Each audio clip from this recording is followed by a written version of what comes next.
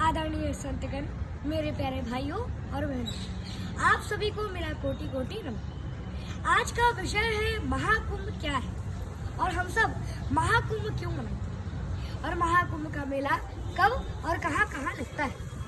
कुंभ मेला का अर्थ होता है कि कुंभ मतलब अमृत के अमर पात्र या कलश, और मेला का अर्थ होता है सभाएं या सभी परिचित व्यक्तियों का एक जगह आपस में मिलना।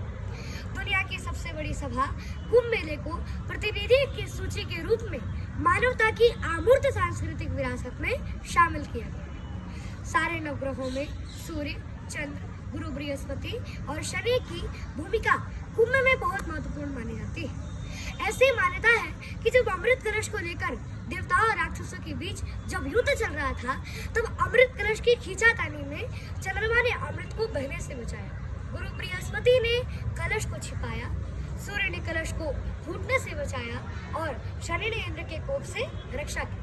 तभी तो इन ग्रहों का योग संयोग एक राशि में होता है और तब जाकर के कुंभ मेले का आयोजन होता है। हर तीसरे वर्ष कुंभ का आयोजन होता है।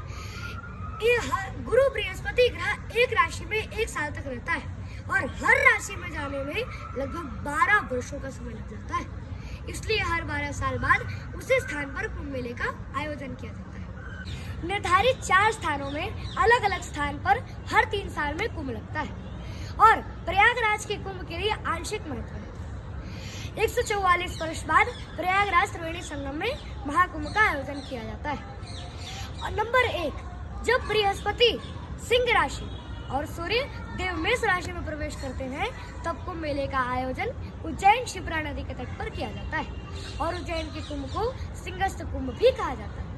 और नंबर 2, जब बृहस्पति वृषभ राशि और सूर्य मकर राशि में प्रवेश करते हैं, तब कुंभ मेले का आयोजन प्रयागराज त्रिवेणी संगम, जहां गंगा, यमुना और अदृश्य सरस्वती का संगम होता है, वहीं त्रिवेणी पर कुंभ मेले का आयोजन होता है। नंबर 3, जब सूर्य मेष राशि और बृहस्पति कुंभ राशि में प्रवेश करते हैं, तब कुंभ मेले का आयोजन हरिद्वार गंगा नदी के तट पर किया जाता है। नंबर 4, जब सूर्य और बृहस्पति का सिंह राशि में प्रवेश होता है, तब कुंभ मेले का आयोजन नासिक गोदावरी नदी के तट पर किया जाता है। अमृत कलश के लिए जब छीना झपटी कर रहे देवताओं और असुरों में जो अमृत की जो बूंदें गिरी, वो 4 पवित्र स्थान और नदी के नाम कुछ इस प्रकार है। पहली बूंद प्रयागराज त्रिवेणी संगम में, दूसरी बूंद हरिद्वार गंगा नदी में, तीसरी बूंद उज्जैन शिप्रा नदी में और चौथी बूंद नासिक गोदावरी नदी में गिरी थी। इसीलिए इन्हीं 4 जगहों पर कुंभ मेले का आयोजन किया जाता है।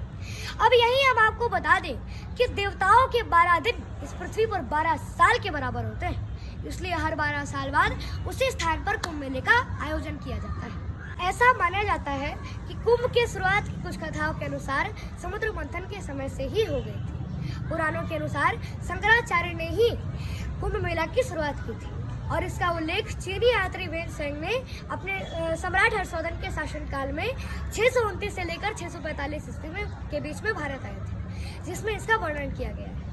अब यह देखिए कि कितना पवित्र नियम बनाया गया है कि कुंभ मेला का पहला स्नान नागा साधु, संत, महात्मा, अघोरी पहले स्नान का नेतृत्व संतों द्वारा किया जाता है और यह सुबह 3 बजे से शुरू होता है, जिसे शाही स्नान भी कहा जाता है।